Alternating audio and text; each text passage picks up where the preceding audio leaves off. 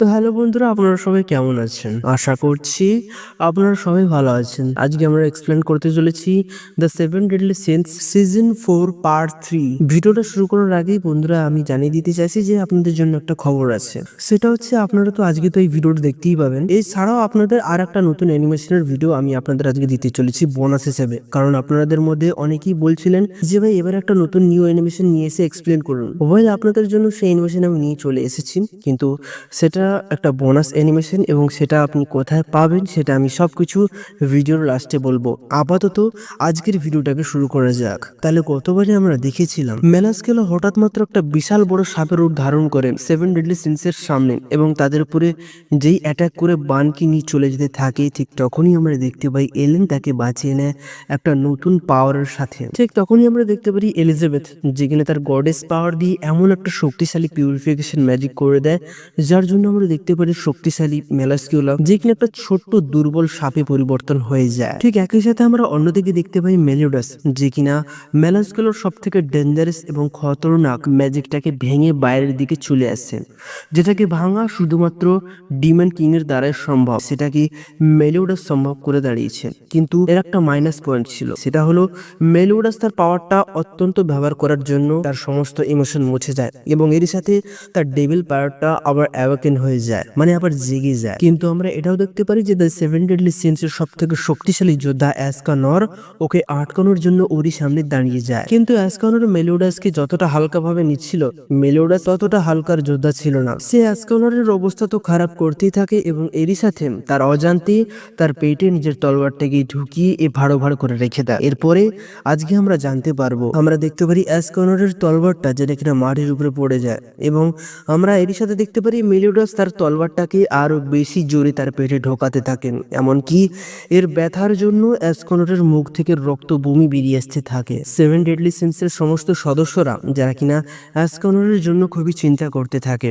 আর অন্যদিকে এলিজাবেথ বলতে থাকে, মেলিওডাস তুমি প্লিজ থেমে যাও, তুমি এইরকম মানুষ নও। আমরা দেখতে পারি অ্যাসকনর যে কিনা তার হাতটাকে মেলিওডাসের মাথার উপরে রেখে তাকে চিপতে থাকেন। তখন মেলিওডাস হাসতে হাসতে বলে, তোর এই নোংরা হাত আমার কাছ থেকে দূরে রাখ তুচ্ছ মানুষ। এটা বলার পরে সে তার অস্ত্র থেকে আরো ডার্ক ম্যাজিক রিলিজ করতে থাকে। আমরা দেখতে পারি দ্য অ্যাসকনর, দ্য ওজি পাওয়ার, সে হচ্ছে কিনা এই যন্ত্রণার জন্য মাটির উপরে পড়ে যায়। তাকে মেলিওডাস হারিয়ে দিয়েছিল। বান তো এটা দেখে বুঝতে পারছে না যে তার কি করা উচিত। এদিকে এলিজাবেথ মার্লিনকে বলতে থাকে, মার্লিন তুমি প্লিজ তোমার এই পারফেক্ট কিউবটাকে তুমি এক্ষুনি বন্ধ করো, আমি মেলিওডাসকে সামলে নেব। তখন মার্লিন বলতে থাকেন যে এটা একদম করা ঠিক হবে না, কারণ এই যে মেলোডিসকে আমরা দেখছি সে তার অন্ধকারের পাওয়ার থেকে বেরিয়ে আসতে পারবে না। তাছাড়াও আমরা যদি এই পারফেক্ট কিউবটাকে এক্ষুনি যদি খুলে দিই তাহলে ও সঙ্গে সঙ্গে এসে আমাদের এখানে সমস্ত মানুষদেরকে এক ঝটকায় মেরে রেখে দেবে, কারণ এখন বর্তমানে মেলিওডাসের পুরনো স্মৃতিশক্তির কথা একটাও কিছু মনে নেই। তখন হক বলতে থাকে, তাহলে মার্লিন আমরা একে আটকাবো কি করে? তখন মার্লিন বলতে থাকে যে খুব তাড়াতাড়ি এবারে দুপুর হতে চলেছে। এর সাথে আমরা দেখতে পারি দুপুর হয়ে গেছিল এবং সূর্যের আলো প্রচন্ড জোরে জোরে জ্বলছিল। এরই সাথে আমরা এটাও দেখতে পারি অ্যাসকনর যে কিনা আবার নিজের পায়ে উঠে দাঁড়িয়ে যায়, কারণ সূর্যের পাওয়ারের সাথে সাথে তার শক্তিটা আরো বাড়তে থাকে। তখন মেলোডিস তাকে আবার দেখে বলে, আমি তোমাকে শেষবারের মতো সাবধান করে দিচ্ছি, যদি তুমি বাঁচতে চাও তাহলে আমার সাথে যুদ্ধ করো না। তখন অ্যাসকনর দেখতে পারে যে তার পেটে একটা অত্যন্ত বড় গর্ত হয়েছিল, যেটাকে মেলিওডাস তৈরি করে দিয়েছিল। সে তখনই তার মাসেলসটাকে এবং বডিটাকে আরো বেশি বাড়াতে থাকে, যার জন্য আমরা দেখতে পারি তার সেই ব্যথা জায়গাটা আবার বন্ধ হয়ে যায়। আমরা দেখতে পারি অ্যাসকনর যেখানে তার শক্তিটাকে আরো বাড়াতে থাকে এবং সে বলতে থাকে, আমি জানি তুমি অত্যন্ত শক্তিশালী, কিন্তু আমার থেকে বেশি নয়। আমরা দেখতে পারি অ্যাসকনরের পাওয়ারটা এতটাই বেড়ে যাচ্ছিল যে গরমের জন্য তার পায়ে থাকা মাটি যেটা কিনা লাভাতে পরিবর্তন হয়ে যাচ্ছিল। মেলোডিসকে আমরা দেখতে পাই যে কিনা এই ফায়ারটার জন্য অত্যন্ত সিরিয়াস ছিল, কারণ সেও অ্যাসকনরকে হালকাভাবে কিছুতেই নিতে চায় না। আমরা দেখতে পারি অ্যাসকনর যে কিনা মেলোডিসের সামনে চলে আসে এবং তাকে বলতে থাকে, তাহলে আমরা যেখানে শেষ করেছিলাম সেখান থেকে আবার শুরু করি। এটা বলে সে তার অস্ত্র দিয়ে তার মাথার উপর একটা জবরদস্ত অ্যাটাক করে দেয়। তখনই আমরা দেখতে পারি ওই পারফেক্ট কিউবের ভিতরে একটা অত্যন্ত জোরে একটা ধামাকা সৃষ্টি হতে থাকে এবং এই ধামাকাটা এতটাই জোরালো ছিল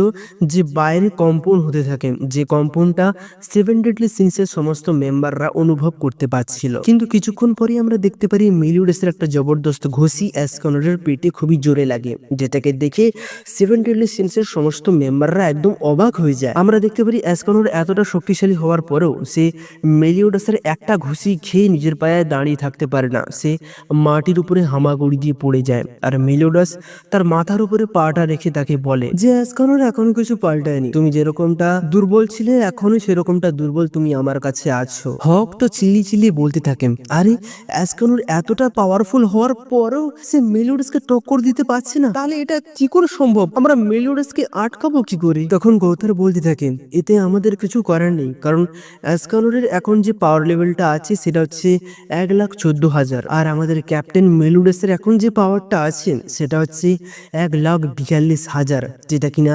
এসকনরের থেকে অনেকটাই বেশি। যেটাকে দেখে কিং বলতে থাকেন, এরকম চললে তো এসকনর মরেই যাবে, তাহলে এটাই হচ্ছে দ্য 10 কমান্ডমেন্টস এর রিয়েল লিডারের পাওয়ার, যে কিনা নেক্সট ডিমন কিং হতে পারতো। আমরা দেখতে পারি এসকনর যে কিনা আবার নিজের পায়ে উঠে দাঁড়িয়ে যায় এবং সে মেলিওডাসের সাথে আবার যুদ্ধ করতে শুরু করে দেয়। কিন্তু একটা সমস্যা আমরা দেখতে পারি, মেলিওডাস যে কিনা এসকনরের ওই অস্ত্রটাকে নিজের হাতে ধরে রেখে দেয়, কিন্তু এসকনরের অস্ত্রে এতটাই শক্তি ছিল যার জন্য আমরা দেখতে পারি মেলিওডাস যে কিনা মাটির নিচে গেড়ে যেতে থাকে। তখনই আমরা দেখতে পারি এসকনর আর একটা পাওয়ারফুল অ্যাটাক সৃষ্টি করতে থাকে যার নাম হচ্ছে ক্রুয়েল সান। কিন্তু আমরা দেখতে পারি মেলিওডাস যে কিনা অত্যন্ত সহজে সেই অ্যাটাকটাকে ফুল কাউন্টার করে এসকনরের দিকে দ্বিগুণ শক্তিতে ছুড়ে মারে। এসকনর ওটাকে কোন রকম ডজ করে নেয়, কিন্তু আমরা দেখতে পারি সেটা পারফেক্ট কিউবে ধাক্কা লেগে ওখানে আবার একটা জোরালো ব্লাস্ট হয়ে যায়। ধোঁয়ার মাঝখান থেকে আমরা দেখতে পারি মেলিওডাস একটা অ্যাটাক এসকনরের উপরে করে দেয়, যার জন্য এসকনরের অস্ত্রটা যেটা কিনা মাটির দিকে পড়ে যেতে থাকে এবং এরই ফাঁকে মেলিওডাস তার তলবার দিয়ে তার পেটটাকে কাটতে যায়। কিন্তু সে একটা জিনিস দেখে খুবই অবাক হয়ে যাচ্ছিল,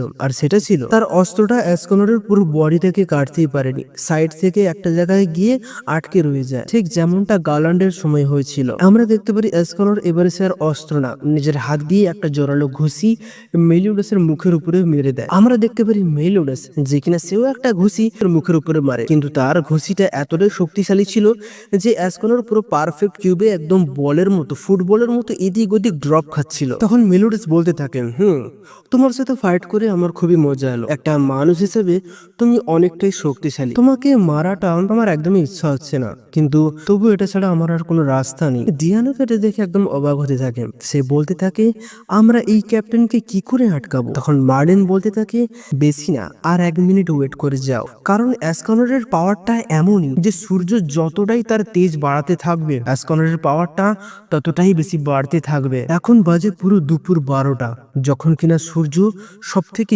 বেশি আলো দিচ্ছে। ঠিক তখনই আমরা দেখতে পারি এসকনর যে কিনা আবার নিজের পায়ে উঠে দাঁড়িয়ে যায় এবং এবারে এর পাওয়ারটা এতটাই বেড়ে গেছিল যে তার গোটা বডি থেকে একটা গোল্ডেন কালারের লাইট গ্লো করছিল এবং এসকনরের এই পাওয়ারফুল ফর্মটাকে বলা হয় দ্য ওয়ান, যেটা হচ্ছে কিনা এসকনরের আসল শক্তি। মেলিওডাস তখন নিজের পাওয়ারটাকে আরো বাড়িয়ে একটা নতুন অ্যাটাক সৃষ্টি করতে থাকে এবং এরই সাথে সে একটা অ্যাটাক করে দেয় তার উপরে, যেটার নাম হচ্ছে 1000 ডিভাইন কার্ডস, যার জন্য আমরা দেখতে পারি এসকনরের পুরো বডিতে একটা জবরদস্ত অ্যাটাক হয়ে যায়। কিন্তু আমরা দেখতে পারি এসকনরের কিছুই হয়নি, সে ঘুরে পড়ে বলতে থাকে যে তোমার অ্যাটাকটা আমাকে কাতুকুতু দেওয়া ছাড়া আর কিছুই করতে পারেনি। ঠিক সে সময় আমরা দেখতে পারি মেলিওডাস যে এসকনরের দিকে আবার আসছিল, আমরা দেখতে পারি এসকনর যে কিনা শুধু নিজের হাতটাকে হাওয়ার মধ্যে দিয়ে টেনে দেয় এবং বলতে থাকে হলি সোয়ার্ড এসকনর, যার জন্য আমরা দেখতে পারি মেলিওডাস যে কিনা একটা জায়গায় এসে আটকে যায় এবং সে তার আগে যেতেই পারে না, কারণ মেলিওডাস যেই জায়গাতে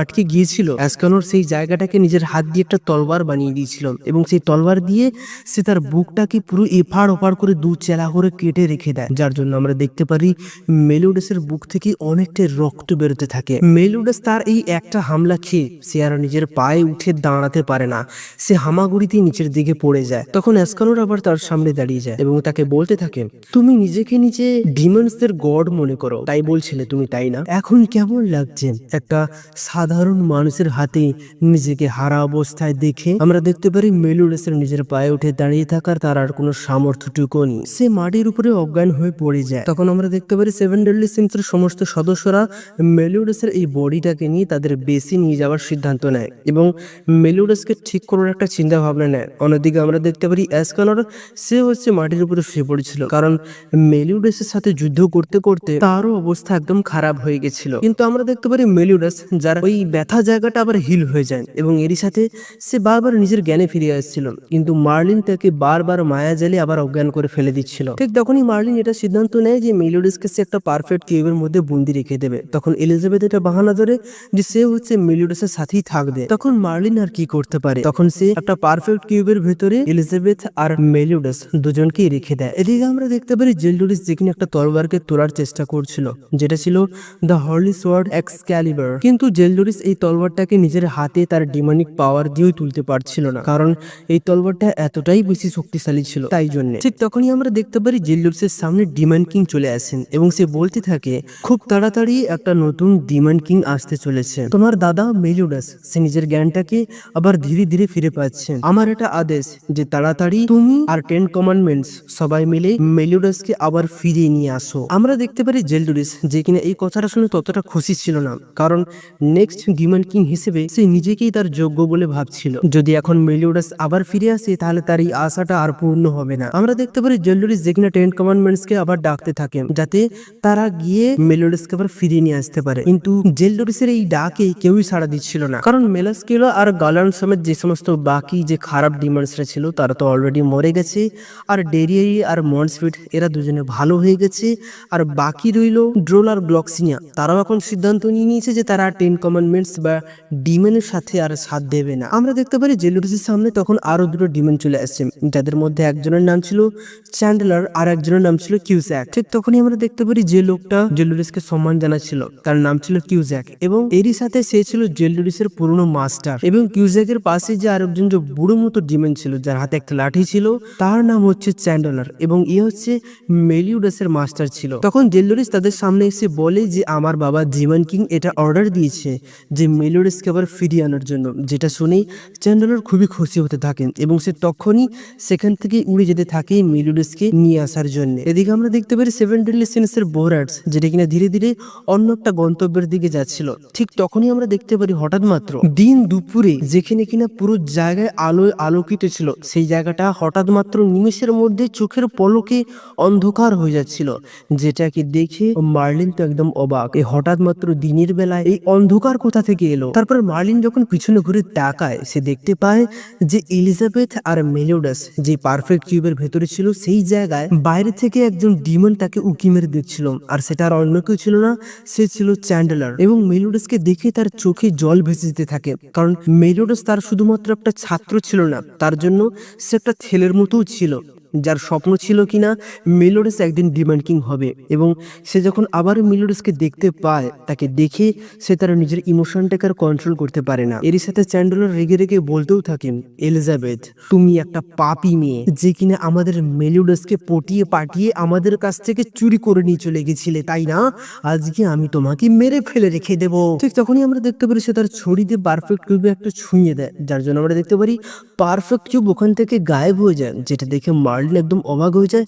সে বলতে থাকে এ তাহলে আমার মতো অ্যাবসলিউট ক্যান্সেল করতে পারি। সে তখন একটা ম্যাজিক বল দিয়ে তার উপরে অ্যাটাক করতে যায়, কিন্তু আমরা দেখতে পারি চ্যান্ডলার যেখানে একটা অ্যাটাক ঘুরিয়ে তার উপরে করে দেয়, যার জন্য আমরা দেখতে পারি মার্লিনের অ্যাটাক যেটা কিনা মার্লিন দিকে ঘুরে চলে যায়, যেটাকে দেখে মার্লিন তো একদম অবাক হয়ে যায়। সে বলতে থাকে আরে এই অ্যাটাকটা তো ফুল কাউন্টার, যেটা কিনা মেলিওডাস করে থাকে, এই বুড়োটা কি করে জানলো? তখন চ্যান্ডলার বলতে থাকেন আরে হ্যাঁ, আমি একটা জিনিস তোমাদেরকে বলতেই ভুলে গেছিলাম, আমি হচ্ছে মেলিওডাসের টিচার, আর ফুল কাউন্টার অ্যাটাকটা আমি মেলিওডাসকে শিখেছিলাম, তাহলে অবশ্যই আমি ফুল কাউন্টার করতেই পারবো। ঠিক তখনই আমরা দেখতে পারি মার্লিনের অ্যাটাকটা যখন মার্লিনের কাছে ঘুরে চলে যায়, যার জন্য মার্লিন একটা ছোট্ট বাচ্চাতে পরিবর্তন হয়ে যায়। ঠিক তখনই আমরা দেখতে পারি ডিয়ানে যে কিনা নিজের হাত দিয়ে এলিজাবেথ আর মেলিওডাসকে বোরাটসের ভিতর থেকে তাকে বার করে নেয়। ঠিক তখনই আমরা দেখতে পারি চ্যান্ডলার যে কিনা বাইরের দিকে চলে আসেন এবং বলতে থাকে আচ্ছা তো তুমি হচ্ছে জায়ান্ট প্রজাতি থেকে এসেছো তাই না?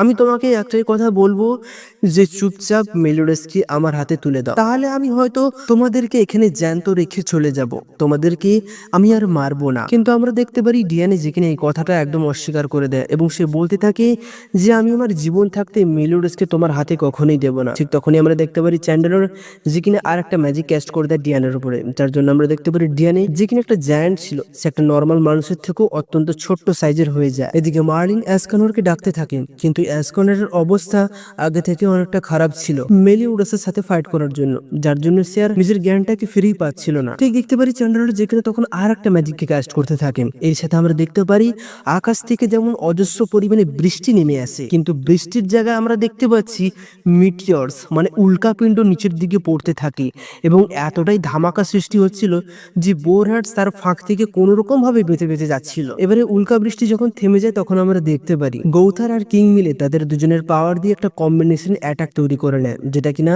তারা চ্যান্ডেলারের উপরে ঝাড়বে বলে রেডি করে রেখেছিল। ওই অ্যাটাকটাকে দেখে চ্যান্ডেলার বলতে থাকেন এই অ্যাটাকটাকে দেখে মনে হচ্ছে না কোনো সাধারণ অ্যাটাক, এটা যদি এটা আমার গায়ে লাগে মনে হয় না এটা আমার জন্য খুব একটা ভালো হবে বলে, কিন্তু ওই অ্যাটাকে আমার কোনো যায় আসে না কারণ আমি ফুল কাউন্টার অ্যাটাক করতেই পারি, তার জন্য ওই অ্যাটাকটা আমার উপরে করার আগে 10 বার ভেবে নিও। ঠিক তখনই আমরা দেখতে পারি কিং আর গৌথা দুজনে মিলে তাদের অ্যাটাকটাকে চ্যান্ডেলের উপরে ছুড়ে মারে। তখন চ্যান্ডেলার বলতে থাকেন তোমাদেরকে আমি সাবধান করেছিলাম কিন্তু তোমরা আমার সাবধানতাকে ইগনোর করে দিলে, তো ঠিক আছে এই নাও, এটা বলে সে একটা ফুল কাউন্টার করে দেয়। কিন্তু যখন চমকানিটা থামলো তখন সে দেখতে পারে যে এটা একটা ইলিউশন ছিল, তার সামনেই সে অ্যাটাকটা এখনো রেডি হয়েছিল যেটা কিনা তারা সঙ্গে সঙ্গে চ্যান্ডেলার উপরে ছুড়ে মারে। এবং এর সাথে গৌথার এটাও বলে যে ফুল কাউন্টার অ্যাটাক যখনই হয়ে যাবে তখন 1 সেকেন্ডের টাইম লাগবে সেটাকে আবার দ্বিতীয়বার করার জন্য, আর আমাদেরকে ঠিক ওই 1 সেকেন্ডের মধ্যেই এই অস্ত্রটাকে ছুড়ে মারতে হবে তার দিকে। আমরা দেখতে পারি চ্যান্ডেলার যে কিনা দ্বিতীয়বার সুযোগ পায় না তার ফুল কাউন্টার অ্যাটাকটাকে করার জন্য, যার ফলে গৌথার আর কিং এর সেই জবরদস্ত অ্যাটাক যেটা কিনা চ্যান্ডেলারের উপরে খুবই জোরে একটা হিট করে এবং যার জন্য আমরা দেখতে পারি ওখানে এত বড় ছিল একটা ধামাকা হয় যে অনেক দূর থেকে এই ধামাকাটাকে খুবই স্পষ্ট ভাবে দেখা যাচ্ছিল। কিন্তু আমরা দেখতে পারি সেখানে চ্যান্ডেলার ছিল না, সেখানে অনেকগুলি রিড ডিমেন আর গ্রে ডিমেন ছিল, যেটাকে দেখে কিং আর ধৈর্য ধরতে পারে না, সে তখনই তার অনেকগুলি অ্যাটাক তাদের দিকে ছুড়ে মারে। তখন গৌথর বলতে থাকে দেখতে পাচ্ছি এতগুলো ডিমন কিন্তু আমি একটাই পাওয়ার সোর্সকে অনুভব করতে পারছি, মনে হচ্ছে এটা কোন রকমের জাল। ঠিক তখনই আমরা দেখতে পারি কিং এর ওই অ্যাটাকটা যেটা কিনা ফুল কাউন্টার হয়ে আরো দ্বিগুণ শক্তিতে কিং এর উপরই লাগে এবং কিংকে ধরাশায়ী করে মাটির দিকে ছুড়ে ফেলে রেখে দেয়। তখনই আমরা জানতে পারলাম এই রেড ডিমন আর গ্রে ডিমন গুলি এটা জাস্ট একটা ইলিউশন ছিল, তার পিছনে ছিল সত্যিকারের চ্যান্ডেলার। এবং কিং যখন ওই সমস্ত ডিমন্সকে দেখে যখন অ্যাটাকটা করেছিল তখন সেই সুযোগে চ্যান্ডেলার তার অ্যাটাকটাকেই তার দিকে ঘুরিয়ে ফুল কাউন্টার করে ছুড়ে মারে। এবং এর সাথে আমরা দেখতে পারি চ্যান্ডেলার যে কিনা আর একটা ম্যাজিক ক্যাস্ট করে দেয় গৌথারের উপরে, যার নাম হচ্ছে অ্যাবসলিউট অর্ডার। এবং এই ম্যাজিকটা যেই গৌথারের উপরে পড়ে যায় আমরা দেখতে পারি গৌথার যে কিনা মাটির উপরে পড়ে গিয়ে একদম অজ্ঞান হয়ে যায়। তখন চ্যান্ডেলার বলতে থাকেন গৌথার আমি তোমার উপরে যে ম্যাজিকটা ক্যাস্ট করেছি এটা হচ্ছে আমার একটা আদেশ যে তুমি আমার উপরে আর ঘুরিয়ে কোনো রকমের অ্যাটাক করবে না, যদি করো তাহলে সঙ্গে সঙ্গে তুমি তখনই মরে যাবে, এটাই হচ্ছে আমার ম্যাজিক অ্যাবসলিউট অর্ডার। ঠিক তখনই আমরা দেখতে পারি চ্যান্ডেলার যেখানে এলিজাবেথের কাছে আবার চলে আসেন আর সেই এলিজাবেথকে বলতে থাকেন এলিজাবেথ ফাইনালি ওই সময়টা চলে এসেছে যখন কিনা আমি আমার নিজের হাত দিয়ে তোমাকে আমি মারবো। ভাবছি তোমাকে কি করে মারবো, তোমাকে জ্বালিয়ে মারবো নাকি পুড়িয়ে মারবো নাকি সিদ্ধ করে মারবো নাকি তোমাকে চিড়ে মারবো না ফাটিয়ে মারবো না থেতো করে মারবো, আমি ভাবতেই পারছি না যে তোমাকে কিরকম কিরকম স্টাইল দিয়ে মারবো। তখন সে তার লাঠিটাকে একটা বড় অ্যাটাক দিয়ে তার উপরে ছুড়ে মারতে যায়। তখনই আমরা দেখতে পারি তার ওই অ্যাটাকটা রিফ্লেক্ট হয়ে যায়, যেটাকে দেখে চ্যান্ডেলার খুবই অবাক হয়ে যায়। তখনই আমরা দেখতে পারি ওই অ্যাটাকটাকে যে রিফ্লেক্ট করেছিল সেটা ছিল ডিএনএ, যে কিনা হেভি মেটাল ইউজ করে তার ওই পাওয়ারটাকে ডজ করেছিল। আর তখন ডিএনএ বলতে থাকে যাই হয়ে যাক না কেন আমি শেষ পর্যন্ত এলিজাবেথ আর মিলোরেসকে বাঁচিয়ে যাব। আমরা দেখতে পারি চ্যান্ডেলার যে কিনা আরো বেশি রেগে যেতে থাকেন, তখন সে তার হাতে একটা আগুনের অস্ত্র তৈরি করতে থাকে এবং সেটা এতটাই গরম ছিল যে মাটিকে একদম জ্বলিয়ে পুড়িয়ে একদম আগুনের মতো লাভা করে তাদের দিকে ছুঁড়ে ছুঁড়ে মারছিল। ঠিক তখনই আমরা দেখতে পারি বান যে কিনা সবাইকে ওখান থেকে বাঁচিয়ে নিয়ে অন্য একটা জায়গায় চলে যায়। ঠিক তখনই আমরা দেখতে পারি কিং যে কিনা চ্যান্ডেলারের উপর একটা জবরদস্ত অ্যাটাক করে তাকে ধরাশায়ী করে রেখে দেয় এবং তখন বলতে থাকে কিং যে শেষ পর্যন্ত আমি তোমাকে আটকে রাখবো, তুমি আমাকে এখানে সারপাস করে যেতে পারবে না। তখন চ্যান্ডেলার বলতে থাকে যে গৌতর আমার উপরে যে অ্যাটাকটা করেছিল তার জন্য আমার অর্ধেক শক্তি শেষ হয়ে গেছে, কিন্তু তার মানে এই নয় যে তোমরা এখনো আমাকে হারাতে পারো, সে স্বপ্ন তোমাদের স্বপ্নই থেকে যাবে। অন্যদিকে আমরা দেখতে পারি গৌতর যে কিনা চুপচাপ দাঁড়িয়ে থেকে এই সমস্ত সমস্ত জিনিস দেখছিল, কারণ সে চাইলেও চ্যান্ডেলারের উপরে সে অ্যাটাক করতে পারবে না, কারণ সে যদি এরকমটা করে তাহলে সে তখনই মরে যাবে, কারণ তার উপরে একটা অ্যাবসলিউট অর্ডার ম্যাজিক ক্যাস্ট করে দিয়েছেন চ্যান্ডেলার। তখনই আমরা দেখতে পারি বান যেখানে পেছন দিক থেকে চ্যান্ডেলারকে ধরে নেয় এবং কিং সেই ফাঁকে তার উপরে আক্রমণ করতেই থাকে। আর এদিকে বান মনে মনে ভাবতে থাকেন, আমার ক্যাপ্টেন মেলিওডাস, আমাকে তুমি ক্ষমা করে দাও, কারণ অজান্তেই আমি তোমাকে অনেক বড় বড় কথা বলে ফেলেছি। তোমাকে আমি এটা বলেছি যে নিজের প্রেমিকাকে নিজের চোখের সামনে দ্বিতীয়বার মরা দেখা অবস্থায় কতটা যে কষ্ট পেতে হয় সেটা তুমি জানো না, কিন্তু সত্যি কথা তো আমি জানতাম না যে তুমি কতটা কষ্ট পেয়েছিলে। আমি ভেবেছিলাম হয়তো আমার থেকে বেশি দুঃখী আর কেউ নেই, কিন্তু তোমার যখন আমি দুঃখের স্টোরিটা আমি জানতে পারলাম, তখন নিজেকে পৃথিবীর সব থেকে বোকা মানুষ ছাড়া আমি আর কিছু ভাবতে পারছিলাম না। এদিকে আমরা দেখতে পারি কিং যে কিনা তাদের উপরে অ্যাটাক করে যাচ্ছিল। তখন চ্যান্ডেলার বলতে থাকে, আচ্ছা এবারে আমি বুঝলাম তুমি কোনো সাধারণ মানুষ না, তুমি হচ্ছে একজন অমরত্ব পাওয়া ইমর্টাল মানুষ, কি তাই না? ঠিক তখনই চ্যান্ডেলার তার পিছনে একটা ব্লিডিং ব্লাস্ট টাইপের একটা অ্যাটাক করে দেয়, যার জন্য আমরা দেখতে পারি বানের পুরো শরীরটা যেটা কিনা একদম টুকরো টুকরো হয়ে হাওয়ায় মিশে যায়। এবারে আমরা দেখতে পারি চ্যান্ডেলার যে কিনা সেও আবার নিজের অনেকগুলি অ্যাটাক কিং এর উপরে করতে থাকে। এর সাথে আমরা দেখতে পারি চ্যান্ডেলারের অ্যাটাকটা এতটাই বেশি ছিল যার জন্য আমরা দেখতে পারি ডিয়ানি আর কিং শেষ পর্যন্ত তার সামনে টিকতেই পারেনি। এদিকে আমরা দেখতে পারি চ্যান্ডেলার যে কিনা অনেকটাই হাঁফিয়ে গেছিল এবং সে বলতে থাকে যে আমার মেলিওডাসের প্রতি ভালোবাসাটাই শ্রেষ্ঠ। তাহলে এটা বলার পরে সে একটা জবরদস্ত অ্যাটাক তাদের উপরে ছুড়ে মারতে যায়। যখনই আমরা দেখতে পারি সেই অ্যাটাকটা কিং এর উপরে না লেগে অন্য একটা জায়গায় চলে যায়, কারণ আমরা জানতে পারি চ্যান্ডেলারের হাতের উপরে গৌথার তার মাইন্ড ম্যাজিক করে দিয়েছিল, যার জন্য চ্যান্ডেলারের অ্যাটাকটা অন্যদিকে চলে গেছিল। ঠিক তখনই আমরা দেখতে পারি কিং যে কিনা এই সুযোগটাকে নষ্ট করে না, সে একটা পাওয়ারফুল অ্যাটাক চ্যান্ডেলারের উপরে করে দেয়। কিছুক্ষণ পরে আমরা চ্যান্ডেলারকে দেখতে পারি যে কিনা ওই আঘাতের জন্য তার পেটটা একদম ফুটো হয়ে যায় এবং সে ওখানে মরে পড়ে যায়। অন্যদিকে আমরা গৌথারকে দেখতে পারি যার কিনা পা হাত পা দুমড়ে মুচড়ে সে আবার নিচের দিকে অজ্ঞান হয়ে পড়ে যায়, যেটাকে দেখে বান, এলিজাবেথ আর কিং সবাই একদম অবাক হয়ে যায়। আরে এই ব্যাপারটা কি? গৌথার কাছে এরকম অজ্ঞান হতেই হতো, কারণ সে চ্যান্ডেলার সেই অ্যাবসলিউট অর্ডারটাকে ফলো করেনি, যার জন্য সে ওখানেই মরে পড়ে গেছে। অন্যদিকে আমরা দেখতে পারি জেলডোরেস যে কিনা বলতে থাকে সিচুয়েশনটা আগের থেকে এখন আরো বেশি খারাপ হয়ে গেছে, চ্যান্ডেলারের পাওয়ারটা চলে গেছে, তার মানে চ্যান্ডেলার তার ছাত্রকে আবার ফিরে পাওয়ার জন্য তার পুরো আসল শক্তিটাকে এবার সে ব্যবহার করবে। ঠিক তখনই আমরা দেখতে পারি চ্যান্ডেলার যে কিনা আরো একটা ভয়ানক রূপে চলে আসে এবং এরই সাথে সে আরো বেশি শক্তিশালী হয়ে যায়, যেটাকে দেখে কিং বলতে থাকে যে এ এখন যে পাওয়ার লেভেলে চলে গেছে, এখন তো একে হারানো একদমই নেক্সট টু ইম্পসিবল, একে হারানো সম্ভবই নয়।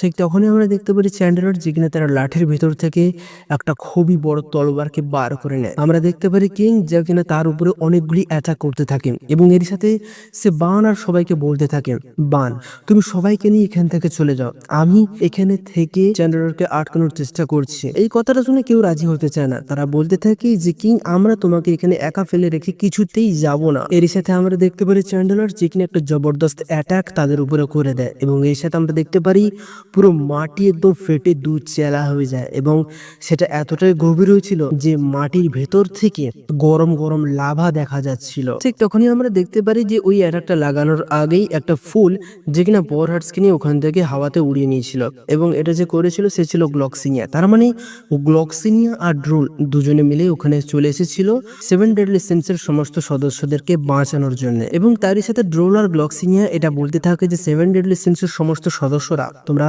মেলিওডাসকে নিয়ে এখান থেকে চলে যাও, আমরা এখানে থেকে চ্যান্ডেলারকে আটকানোর পুরো চেষ্টা করব, তোমরা এই ফাঁকে অনেক দূরে চলে যাও। সেভেন ডেডলি সিন্সের সমস্ত মেম্বাররা এই জিনিসে রাজি কিছুতেই ছিল না, কিন্তু তবুও তারা শেষমেশ পর্যন্ত রাজি হয়েই গেল মেলিওডাসকে বাঁচানোর জন্য এবং তারা ওখান থেকে যেতে থাকে। আমরা দেখতে পারি চ্যান্ডেলার যেখানে গ্লক্সিনিয়া আর ড্রোলের উপরে একটা অ্যাটাক করে দেয়, যার জন্য আমরা দেখতে পারি মাটি আরো ফেটে যায়, সেখান থেকে আরো বেশি লাভা বেরোতে থাকে। তখন চ্যান্ডেলার বলতে থাকে গ্লক্সিনিয়া আর ড্রোল তোমরা কি আমাদের সাথে বিশ্বাসঘাতকতা করছো নাকি? তখন ড্রোল বলতে থাকে যে আমরা 10 কমান্ডমেন্টস এর মধ্যে কোনো মেম্বার নই, ওই জন্য বিশ্বাসঘাতকতার তো কোনো সমস্যাই নেই, কোনো কথাই আসে না।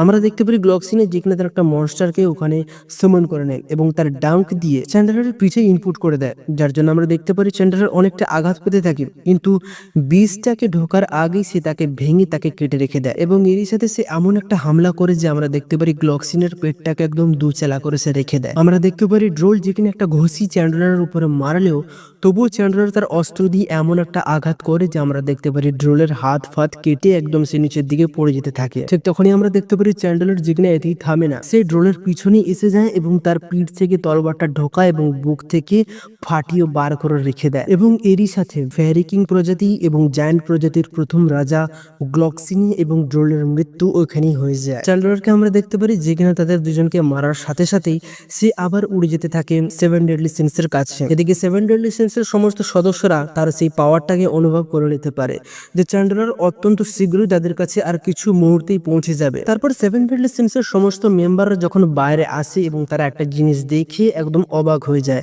আমরা দেখতে পারি চ্যান্ডলারও সেখানে চলে এসেছিল, কিন্তু তার মুখে কোনো রাগের ভাব ছিল না, তার চোখ থেকে জল বেরিয়ে এসেছিল, নাক থেকে মাল বেরোচ্ছিল, সে খুবই দুঃখিত ছিল, সে খুবই কান্না করছিল, কারণ চ্যান্ডলার তার নিজের চোখের সামনে তার নিজের সব থেকে বড় স্বপ্নকে আবার জীবিত দেখতে পেয়ে গেছিল।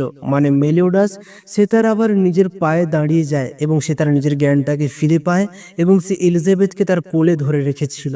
আমরা দেখতে পারি চ্যান্ডলার যেখানে খুবই কাঁদতে থাকেন, এর সাথে সে বলতে থাকে, প্রিন্স মেলিওডাস আপনাকে অনেক স্বাগত আবার ফিরে আসার জন্য। মার্লিনকে দেখে বলতে থাকেন, সব থেকে খারাপ সিচুয়েশনের টাইমেই মেলিওডাসকে এখনই জাগতে হলো। তখন মেলিওডাস বলতে থাকেন, বান আমি অলমোস্ট অনেক কিছুই মনে করতে পারছি, তোমরা আমার অন্তরঙ্গ বন্ধু ছিলে। তখন সে চ্যান্ডলারকে বলতে থাকে যে চ্যান্ডলার আমরা এক্ষুনি রাজপ্রাসাদে ফিরে যাব। যেটাকে দেখে চ্যান্ডলার বলতে থাকে, কিন্তু স্যার আপনি কি এই মেয়েটাকে কি আপনার সাথে নিয়ে যাবেন নাকি? তখন মেলিওডাস বলতে থাকেন, আমি একে নিয়ে যাব এবং এই আমার সাথে সবসময় থাকবে, আর এর ব্যাপারে আমি আর দ্বিতীয়বার জিজ্ঞেস করব না বা এর খেলাফে আমি একটা কথাও শুনতে যাব না। তখন মার্লিন বলতে থাকেন, মেলিওডাস তুমি এলিজাবেথের সাথে কি করার চিন্তা করছো? তখন মেলিওডাস বলতে থাকেন, এলিজাবেথের টাইম খুবই ঘনিয়ে আসছে, এজন্য আমি যেটা করতে চলেছি ওই একটাই রাস্তা আছে যেটা দিয়ে আমি এলিজাবেথকে আবার বাঁচাতে পারবো। তখন ডিয়ানে বলতে থাকে, এলিজাবেথকে বাঁচানো যাবে? তাহলে ক্যাপ্টেন চলো আমরা সবাই মিলে একসাথে এলিজাবেথকে বাঁচাই। তখন মেলিওডাস বলতে থাকেন, ক্ষমা করবে কিন্তু আমি চাই যে তোমরা আমার কাছ থেকে দূরে থাকো, এটাই তোমাদের ভালো, কারণ আমি চাই না যে আমি নিজের হাতে তোমাদেরকে খতম করে রেখে দেই। যেটা শুনে কিং একদম অবাক হয়ে যায়, মেরে ফেলবে আমাদেরকে? বাট কেন? বান রেগে গিয়ে বলে, ক্যাপ্টেন তুমি এসব কি কথা বলছো? তখন মার্লিন বলতে থাকেন, তুমি এলিজাবেথকে কি করে বাঁচাতে পারবে? তখন এলিজাবেথ চিন্তা করতে থাকে আর বলতে থাকে, মেলিওডাস তুমি কোথাও ওই জিনিসটা করার কথা ভাবছো না তো? তখন মেলিওডাস বলতে থাকেন, একদম ঠিকই ভেবেছো, আমি হচ্ছি নেক্সট ডিমন কিং হব। যেটা শুনে তো সেভেন ডেডলি সিন্সের সমস্ত মেম্বাররা একদম অবাক হতে থাকে। তখন হক তার পিছে উড়ে গিয়ে বলতে থাকে যে তুমি এটা কি বলছো মেলিওডাস, তুমি হচ্ছে বরহেডস এর ওনার, সেভেন ডেডলি সিন্সের ক্যাপ্টেন, তুমি কেন ডিমন কিং হতে যাবে? তখনই মেলিওডাস হকের গালটা ধরে নেয় এবং তার চোখের দিকে তাকিয়ে বলতে থাকে, আমি বুঝতে পারছি তোমার খুবই মজা আসছে লুকিয়ে লুকিয়ে আমাদেরকে এত কষ্ট পাওয়া অবস্থায় দেখতে, কি তাই না ডিমন কিং? যেটা শুনে মার্লিন একটু অবাক হয়ে যায়, Demon king? Actually Demon king তো এখানে নেই, তাহলে কার কথা বলছে মেলিওডাস? তখন মেলিওডাস আবার বলতে থাকে, তোমাদের সময় কাটানো মুহূর্তগুলো আমার অনেকটাই ভালো লেগেছে, তো এখন আমি একটা ডিমন কিং হতে চলেছি এবং সেই ডিমন কিং এর পাওয়ারটা যখন আমি পাবো তখন আমি এলিজাবেথের মাথার উপর থেকে সেই অভিশাপটা মুছে রেখে দেব, আর আজ থেকে আমি দ্য সেভেন ডেডলি সিন্সের এই গিল্ডটাকে ভেঙে রেখে দিলাম। এটা বলে সে চ্যান্ডলারের সাথে ওখান থেকে উড়ে যেতে থাকে। এদিকে আমরা দেখতে পারি উড়ে যেতে থাকে এরা সবাই মিলে, আর এলিজাবেথ বলতে থাকেন, মেলিওডাস তুমি প্লিজ আমার জন্য এরকম ভুলভাল ডিসিশন নিও না।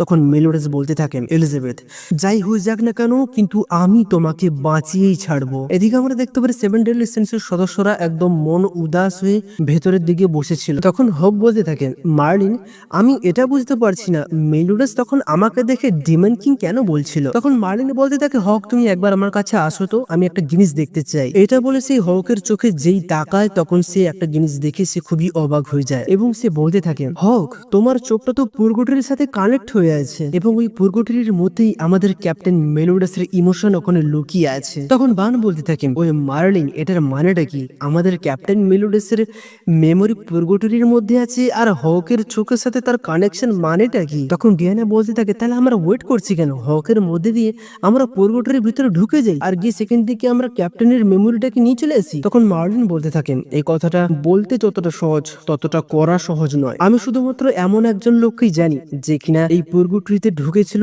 এবং সে একাই আবার বেঁচে ফিরে আসতে পেরেছিল। সেই লোকটা যখন প্রথমবার পোর্টাল গেটটাকে ওপেন করে তার ভেতরে গিয়ে আবার রিটার্ন আসি তখন আমার জন্য শুধুমাত্র ওটা 1 মিনিটের সময় ছিল, কিন্তু তার জন্য ছিল অনেক বছর, যার জন্য সে যখন ফিরে আসে তার বয়স অনেকটাই বেড়ে গেছিল। গেছিল, সে অনেকটাই বুড়ো হয়ে গেছিল।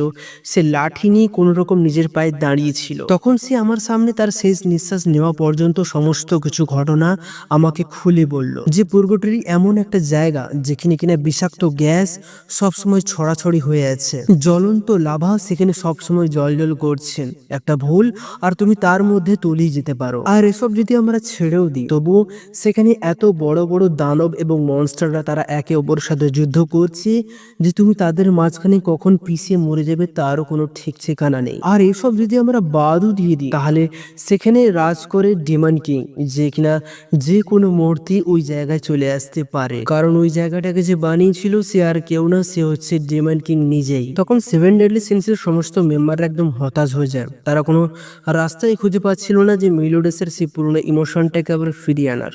তখন বান বলতে থাকে যে আমি ওই জায়গায় যাব, কারণ আমি একজন ইমর্টাল, আমি কখনোই মরবো না, তো ওই জায়গাটা আমার জন্য একদম পারফেক্ট। আর সময় সে তো আমি ওয়েট করে নেব, আর আমি কখনো বুড়েও হব না। তখন আমরা দেখতে পারি মার্লিন, যে কিনা অনেক কিছু বুঝেও বানকে আর মানা করতে পারে না, সে তখন রাজি হয়ে যায়। এদিকে আমরা দেখতে পারি জেলডোরিসের রাজপ্রাসাদে, যেখানে কিনা মেলিওডাস এলিজাবেথকে নিয়ে চলে আসে, যেটাকে দেখে জেলডোরিস বলতে থাকে একজন বিশ্বাসঘাতক হিসেবে তোমার বুকে এখনো অনেক সাহস আছে, মানতে হবে। তখন চ্যান্ডেলার বলতে থাকেন আরে আমি তো এই মেয়েটাকেও আনতে চাইছিলাম না, কিন্তু মেলিওডাস তো আমার কথাই শুনলো না। তখন মেলিওডাস ধমকে বলে চ্যান্ডেলার তুমি থেমে যাও, এবারে বলছি আমি এখানে এসেছি শুধুমাত্র ডিমন কিং হবার জন্য। তখন জেলডোরিস বলতে থাকেন ডিমন কিং যদি কেউ হয় তো সেটা আমি হব। ঠিক তখনই আমরা দেখতে পারি অ্যাস্তারোসা ওখানে চলে আসেন এবং সে বলতে থাকে আরে তোমরা দু ভাই মিলে কে ডিমন কিং হবে সেইটা নিয়ে লড়াই ঝগড়া করছো, আর তোমরা কি আমাকে ভুলে গেলে নাকি? আমার ডিমন কিং হওয়ার কোনো ইচ্ছা নেই, তবুও তোমরা যদি এই জিনিস নিয়ে কামড়া কামড়ি করো তাহলে আমি কেন বাদ যাবো তাই বলো। তখন সে এলিজাবেথকে দেখে খুবই চোখটাকে বড় বড় করে নেন এবং সে খুবই অবাক হতে থাকে। তখন সে আবার বলতে থাকে ঠিক আছে মেলিওডাস, আমি আমার চিন্তাটাকে পাল্টে নিলাম, আমি ডিমন কিং হতে চাই না, কিন্তু তার বদলে আমি চাই যে তুমি এলিজাবেথকে আমার হাতে তুলে দাও। তখন মেলিওডাস বলতে থাকেন আমি এত দূর থেকে আমি তোমাদের সাথে লড়াইয়ের জন্য আসিনি, আমি এখানে দুটো জিনিস ক্লিয়ার করে বলে দিতে চাই তোমাদেরকে, তো সেটা কান খুলে ভালো করে শুনে রাখো। আমি হচ্ছি নেক্সট ডিমন কিং হব এবং আমি ও আমার পারমিশন ছাড়া এলিজাবেথকে ছোঁয়া তো দূরের কথা তার দিকে ঘুরেও কেউ তাকাবে না। এই কথাটা শুনে জেলডোরিস আর অ্যাস্তারোসা দুজনই তার উপরে অ্যাটাক করতে যায়, আর অ্যাস্তারোসা বলতে থাকে আরে আমরা দুজন আছি, তুই একা কি করে নিবি মেলিওডাস। ঠিক তখনই আমরা দেখতে পারি মেলিওডাস যে কিনা একটা গ্র্যাভিটি ম্যাজিক তাদের উপরে করে দেয়, যার জন্য আমরা দেখতে পারি সে নিজের দু হাত দিয়ে একাই অ্যাস্তারোসা আর জেলডোরিসের মতো পাওয়ারফুল ডেমনকে মাটির উপরে কাছাড় মেরে শুইয়ে রেখে দেয়। তাদের বডি তারা নড়াতেই পারে না কিছুতেই। কিউসাককে আমরা দেখতে পারি যেখানে জেলডোরিসকে বাঁচাতে আসে, তখনই আমরা দেখতে পারি মেলিওডাস যেখানে তার উপরে এর সাথে আর একটা অ্যাটাক করে তাকে অনেক দূরে ছুঁড়ে ফেলে রেখে দেয়। তখন মেলিওডাস বলতে থাকেন এটা হচ্ছে আমাদের ভাইয়েদের মধ্যে লড়াই, আমি চাই যে তুমি এখান থেকে দূরে সরে থাকো। মেলিওডাসের এই চরম পাওয়ার দেখো তো অন্যান্য ডিমনরা একদম অবাক হয়ে যায়। এদিকে জেলডোরিস মনে মনে বলতে থাকেন অসম্ভব, আমার কাছে ডিমন কিং এর পাওয়ার আছে, তারপরও আমি উঠে দাঁড়াতে পারছি না। সত্যিকারে বাবা যেটা বলেছিল একদম ঠিক কথা, যে মেলিওডাস একটা আলাদাই জিনিস, তার মধ্যে একটা আলাদাই ব্যাপার আছে। আমরা দেখতে পারি মেলিওডাস যেখানে তার পাওয়ারটাকে আরো বেশি বাড়াতে থাকেন, যার জন্য আমরা দেখতে পারি অ্যাস্তারোসা আর জেলডোরিস তারা কিনা আরো মাটির ভিতরে ঢুকে যেতে থাকে গ্র্যাভিটি ফোর্সের জন্য। এদের অবস্থার একদম 12টা বেজে যাচ্ছিল, আর একটু হলে হয়তো ওরা প্রেসারই থেতু হয়ে মরে যেত। তখনই আমরা দেখতে পারি এলিজাবেথ যে কিনা মেলিওডাসকে বলে যায় যে মেলিওডাস প্লিজ তুমি থেমে যাও, তুমি সবার করো না। আমরা দেখতে পারি মেলিওডাস যে কিনা অ্যাস্তারোসা আর জেলডোরিসকে ওখানে ছেড়ে দেয়। তখন আমরা দেখতে পারি অ্যাস্তারোসা যে কিনা বলতে থাকে যে আমাকে ক্ষমা করে দাও, আমি যেটা বলেছি ওটা আমার বলা উচিত না, কিন্তু অ্যাস্তারোসা মনে মনে এটাই ভাবতে থাকেন আরে ছাড় ইয়ার, আমি এক না এক সময় ঠিক সুযোগে এলিজাবেথকে তোর কাছ থেকে কেড়েই নেব। আমরা দেখতে পারি জেলডোরিস যেখানে খুবই রাগতে থাকেন আর বলতে থাকে তুমি ছেড়ে দিলেও আমি কিন্তু কখনো মেলিওডাসকে ছেড়ে কথা বলবো না, কারণ নেক্সট ডিমন কিং যদি কেউ হয় তো সেটা শুধুমাত্র আমি হব। এটা বলার পরে সে একটা জবরদস্ত অ্যাটাক মেলিওডাসের উপরে করতে যায়। আমরা দেখতে পারি মেলিওডাস যেখানে তাকে একটা ঝটকা মেরে অনেক দূরে ছুড়ে ফেলে রেখে দেয়। তখন সে জেলডোরিসের হাতটাকে ধরে নিয়ে তার কানে কানে একটা কথা বলে এবং সেই কথাটা শুনি জেলডোরিসকে আমরা দেখতে পাই যেখানে একদম চুপচাপ হয়ে যায় এবং আমরা দেখতে পারি সে হচ্ছে মেলিওডাসকে নেক্সট ডিমন কিং বানানোর জন্য এবারে রাজি হয়ে যায়, যেটা শুনি অন্যান্য ডিমনরা একদম অবাক হয়ে যায়। তখন মেলিওডাস বলতে থাকেন অ্যাস্তারোসা আর জেলডোরিস আমি এটা চাই যে তোমরা সবাই মিলে 10 কমান্ডমেন্টস এর যতগুলি পাওয়ার আছে সব জায়গায় একত্রিত করো, কারণ ওই 10 কমান্ডমেন্টস এর যতগুলি পাওয়ার আছে সেগুলো হচ্ছে ডিমন কিং এর অর্ধেক পাওয়ার, যেটা কিনা ডিমন কিং অনেকদিন আগেই সে নিজের শরীর থেকে বার করে রেখে গিয়েছিল। তার সৈন্য সামন্তদেরকে ঠিকঠাক মতো চালানোর জন্য। যদি একবার আমি সেই 10 কমান্ডমেন্টস এর পাওয়ার গুলিকে পেয়ে যাই তাহলে আমি ডিমন কিং এর সমান বরাবর শক্তিশালী হয়ে যাব। ঠিক তখনই আমরা দেখতে পারি জেলডোরিস যে কিনা 10 কমান্ডমেন্টস এর পাওয়ার গুলিকে একত্রিত করার জন্য বাইরের দিকে চলে যেতে থাকে। অন্যদিকে আমরা দেখতে পারি মার্লিন যে কিনা একটা ম্যাজিক ক্যাস্ট করে দিয়ে বানকে হকের চোখের মাধ্যমে পর্গটরি ম্যাপের কাছে পাঠিয়ে দেয়। অবশ্যই এটা ফ্রি ফায়ারের পর্গটরি ম্যাপ নাম, এটা হচ্ছে এই অ্যানিমেশনের পর্গটরি ম্যাপ। এদিকে আমরা দেখতে পারি এলিজাবেথ যে কিনা মেলোডাসকে বোঝাতেই থাকেন যে মেলোডাস তুমি প্লিজ ডিমন কিং হবার স্বপ্নটা ছেড়ে দাও, তুমি জানো যে এর ফলটা কি হতে পারে। তখন মেলোডাস বলতে থাকে যে আমি জানি যে ডিমন কিং এর পাওয়ারটা এতটাই শক্তিশালী যে সেটাকে কনজিউম করতে করতে হয়তো আমি মরেও যেতে পারি। তখন এলিজাবেথ বলতে থাকে তাহলে তুমি যদি মরেই যাও তাহলে আমার মাথার উপর থেকে এই অভিশাপটা তুলে কি লাভ, আমি কাকে নিয়ে বাঁচবো, কার সাথে আমি থাকবো। তখন মেলোডাস বলতে থাকেন আমাদের উপরে একটা অভিশাপ দেওয়া হয়েছিল যার জন্য তুমি বারবার জন্ম নাও আর তুমি বারবার আমার কাছে এসে আমার প্রেমেই পড়ে যাও। এটা একটা অভিশাপ ছাড়া আর কিছু না। যখন অভিশাপটা তুলে আমি নেব তখন তুমি একটা নর্মাল মেয়ে হয়ে যাবে এবং তুমি তোমার মতো একটা নতুন জীবন শুরু করতে পারবে। তখন আমরা দেখতে পারি এলিজাবেথ এই কথাটা শুনে সে খুবই কাঁদতে থাকে এবং সে মেলোডাসের উপরে একটা অ্যাটাক করে দিয়ে সে সেখান থেকে বেরিয়ে যেতে থাকে এবং সে মনে মনে বলতে থাকে যে মেলোডাস যাই হয়ে যাক না কেন আমি তোমাকে বাঁচাবোই বাঁচাবো। এদিকে আমরা দেখতে পারি অত্যন্ত একটা শক্তিশালী ডার্ক কালো ম্যাজিক যেটা কিনা 7 ডেডলি সিনসের দিকে ধেয়ে আসছিল, যেটাকে দেখে কিং এবং অন্যান্য 7 ডেডলি সিনসের সমস্ত সদস্যরা খুবই ভয় পেতে থাকে। তখন মার্লিন বলতে থাকে যে তোমরা চিন্তা করো না, এই শক্তিটাকে আমি চিনি যেটা কি, আর আমি তার সাথে একটা সওদা করতে চাই। তখনই এটা বলে সে যখন বাইরে চলে আসে তখন আমরা জানতে পারি যে কালো শক্তিটা তাদের কাছে দিয়ে আসছিল সেটা ছিল জেলডোরিস। তখন আমরা দেখতে পারি মার্লিন যে কিনা আবার ছোট্ট বাচ্চার উপর চলে আসছেন। তখন তাকে দেখে জেলডোরিস একদম অবাক হয়ে যায়। সে বলতে থাকে তুমি এখনো অব্দি বেঁচে আছো, তুমি তো বেলিয়ালুনির মেয়ে তাই না? এই গোটা পৃথিবীতে তুমি এমন একটা জীব যার উপরে গডের মধ্যে সুপ্রিম গড এবং ডিমনদের মধ্যে ডিমন কিং তারা দুজনে মিলেই তোমার উপরে একসাথে তোমাকে ব্লেসিং দিয়েছে।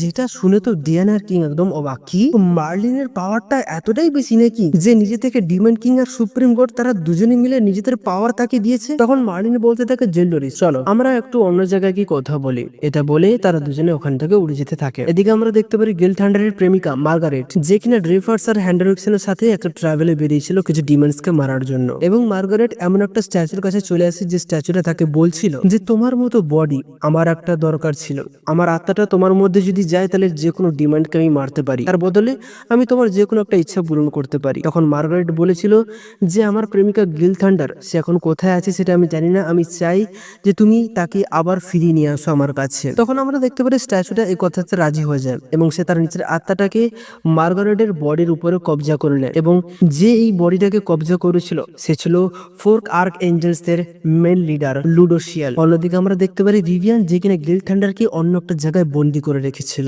এবং সে তাকে কোন রকম ভাবে পটানোর চেষ্টা করছে যে আমাকে তুমি বিয়ে করে নাও, কিন্তু আমরা দেখতে পারি গিল থান্ডার যে কিনা এই কথাতে কিছুতে রাজি হয় না কারণ সে মার্গারেটকে ছাড়া আর কাউকে ভালোবাসতে চায় না। ঠিক তখনই আমরা দেখতে পারি ওকে পিছন দিক থেকে কেউ একজন হামলা করে দিয়েছিল, সেটা ছিল লুডোশিয়াল যে কিনা টেলিপোর্টেশন ম্যাজিকটাকে ইউজ করে ভিভিয়ানকে ওখানে খতম করে রেখে দেয়। গিল থান্ডার মার্গারেটকে দেখে খুবই খুশি হয়ে যায় এবং তাকে যখন জড়ি ধরতে চায় তখনই আমরা দেখতে পারি লুডোশিয়াল আবার নিজের চেহারায় চলে আসেন এবং সে বলতে থাকেন মার্গারেট আমি তোমার ইচ্ছাটাকে পূরণ করে দিয়েছি, এবারে আমার কাজের পালা। অন্যদিকে আমরা দেখতে পারি জেলডোরিস আর মার্লিন দুজনেই ক্রমশ উপরের দিকে উড়ে যেতে থাকে। তখন জেলডোরিস বলতে থাকেন মার্লিন আমি জানি তুমি এতটাই চালাক যে তুমি সুপ্রিম গড আর ডিমন কিং এর সাথেও সওদা করেছিলে, তাদেরকে বলেছিলে যে তোমাদের পাওয়ার আমাকে দাও এবং আমার যেটা ভালো লাগবে আমি তার হয়ে লড়বো, এবং তারা তাদের নিজেদের পাওয়ার তোমাকে দিয়েছিল কিন্তু ওই পাওয়ারটা পাওয়ার সাথে সাথেই তুমি তাদের সাথে বিশ্বাসঘাতকতা করে দিয়েছিলে এবং এই জন্য সুপ্রিম গড আর ডিমন কিং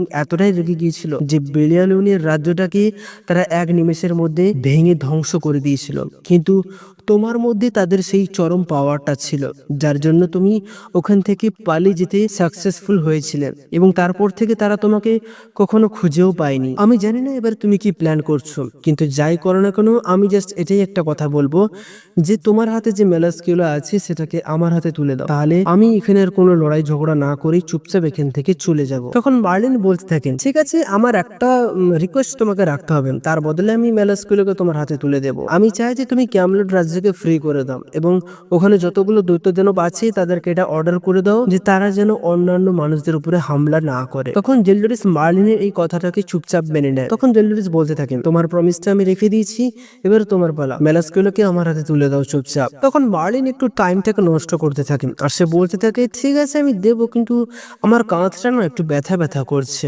একটু মালিশ করে নি তারপরে দিচ্ছি। হ্যাঁ, আমরা দেখতে পারি জেলডরিস যেখানে এই কথাতে খুবই রেগে যান আর সে বলতে থাকে, এবারে আমি আর এক পলকের জন্য ওয়েট করব না, তাড়াতাড়ি দিয়ে দাও, নয়তো নেক্সট কোপে আমি তোমাকে একদম দু ফাঁকে চেলা করে রেখে দেবো। তখন মার্লিন বলে, আরে আমি কিছু করব না, আমার মনে হয় কিছু একটা হতে চলেছে তোমার সাথে। তখনই জেলডরিস পিছনের দিকে তাকায় এবং সে একটা শক্তিকে অনুভব করতে থাকে। তখনই আমরা দেখতে পারি আকাশ ফুটো করে একটা জবরদস্ত অ্যাটাক, যেটা কিনা জেলডরিসের দিকে এগিয়ে আসতে থাকে এবং ওই অ্যাটাকটা যখন জেলডরিসের গায়ে লাগে তখন আমরা দেখতে পারি এত জোরে একটা ধামাকা হয় যে পুরো আকাশ ফেটে একদম দেখা যাচ্ছিল ধামাকাটাকে। সেভেন ডেডলি সিন্সের সমস্ত সদস্যরা এইরকম পাওয়ারফুল ম্যাজিক দেখে তারা তো খুবই অবাক হতে থাকে। তখন আমরা জানতে পারলাম এই অ্যাটাকটাকে যে করেছিল সে ছিল মার্গারেট, যে কিনা অনেক দূর থেকে এই অ্যাটাকটাকে করেছিল জেলডরিসের উপরে। তো ঠিক আছে বন্ধুরা, এই ছিল আজকের ভিডিও। এরপরে আর একটা ভিডিও আসতে চলেছে, তারপরে সেভেন ডেডলি সিন্সের সিজন 4 শেষ, তারপরে সিজন 5টাকে কমপ্লিট করে দিলে এই অ্যানিমেশনটা পুরোপুরি ভাবে শেষ করে দেবো, তারপরে অন্য অ্যানিমেশন ধরবো। তো তোমাদের বাকি রইলো যে বোনাস অ্যানিমেশনের কথাটা,